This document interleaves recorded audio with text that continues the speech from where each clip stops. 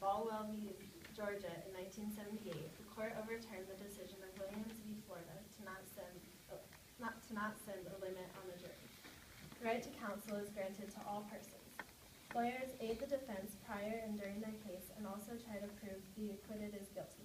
These lawyers debate against each other, trying to prove that their client is guilty or not guilty. In this system, both parties make claims and present evidence to support their side, and an impartial jury decides the verdict.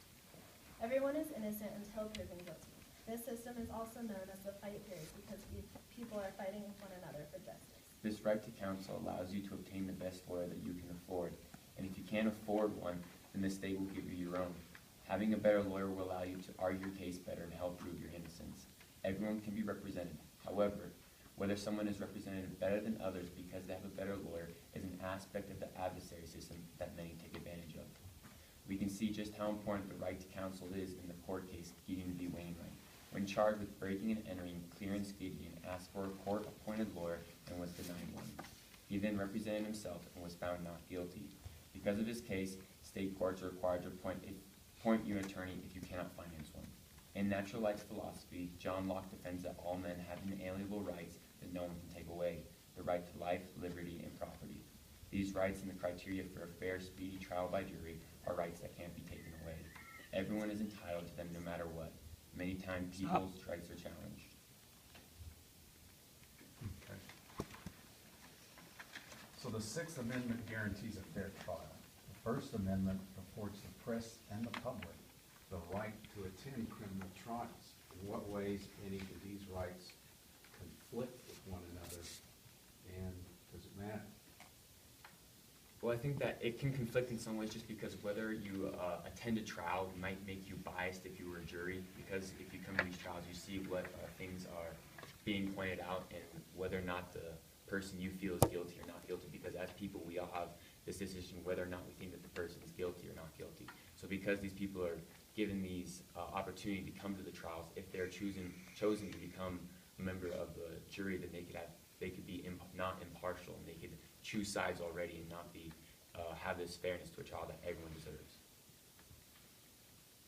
Anybody want to talk about the press being allowed in the trial?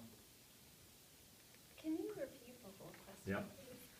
So we know we are guaranteeing a fair trial with the Sixth Amendment, but the First Amendment also affords the press and the public the right to attend criminal trials. In what ways do these rights conflict with one another, and does it matter? And I was going to cue you on, you might want to think about the press being at a trial, and if that raises an issue, or conflict with the notion of a fair trial.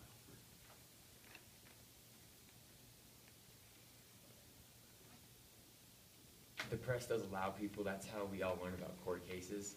Like, because the press comes out with all these ideas, it lets the people know what's the verdict are during the case, and because the press is able to do this, it kind of points out like the flaws within the case and other things that, hey, this guy wasn't given this right, they're challenging this right. So the press ultimately lets everyone know like what's happening in the case, and so it could be good or bad depending on whether or not the press thinks that it's good, and if it's a good trial, and whether or not he is guilty or not guilty.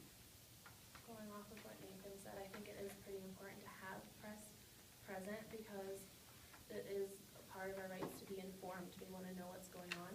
So with the press there, it's better for us to know what's going on in the court cases. Also with the press there, you can just double check like what exactly happened and there's no bias. And then we don't have to take the bus to go down ourselves and watch the trial. We can read it. Okay, the next question is, what is the right to be confronted by the witnesses against them? That's a quote. Why is that important, not only for the defendant, but for the jurors as well? And why is the right to be confronted by the witnesses against them, so that it's required that witnesses have to be present, they have to show up? Why is this important, not only for the defendant, but for the jurors as well? I think that it's important because there's so many people that you can basically bribe, and because these people are under oath here in the court, these people are being cross-examined by the people that are being accused of such crimes, because if they weren't actually there at the court case, then they could basically just write a statement saying, I was there, I saw him do this, and you could basically be bribed, in essence, that the opposite side is telling you, hey, you were there, you did this, and because they actually have to be under oath, and they can be cross-examined by the people that are being accused, it kind of gives everyone the same rights, and allows it to be fair. In addition to what Nathan was saying, it kind of just gives just the voice of all sides, instead of just having one side, it's everybody who is involved in the case. I think that's important. Yeah, going off of both of what they said, it's very important because it's just that extra eyewitness there to help support both of the sides. Okay. There is a constitutional right to a jury drawn from a group which represents a cross-section of the community. How would you define a cross-section of the community, and how should it be drawn or selected?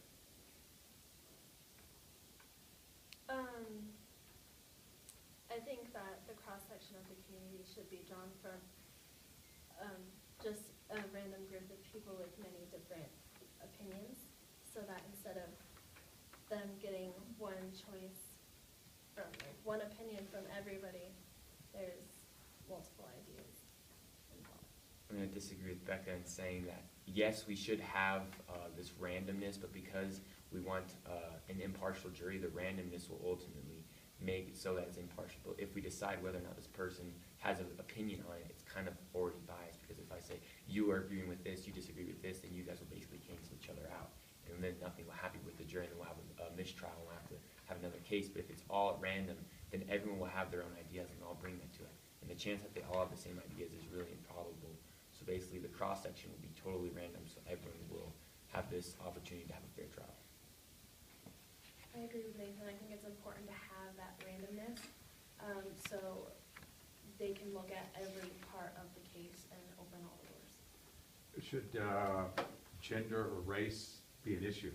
If a black person's being tried, should there be black people on the jury? Does it matter if a female is being tried? Should there be females on the jury? I think it should all be random. I know that's one of the bigger things right now. I know it might sound biased, but with the case that was going down in Florida with Trevin Martin. Stop, okay. One of the things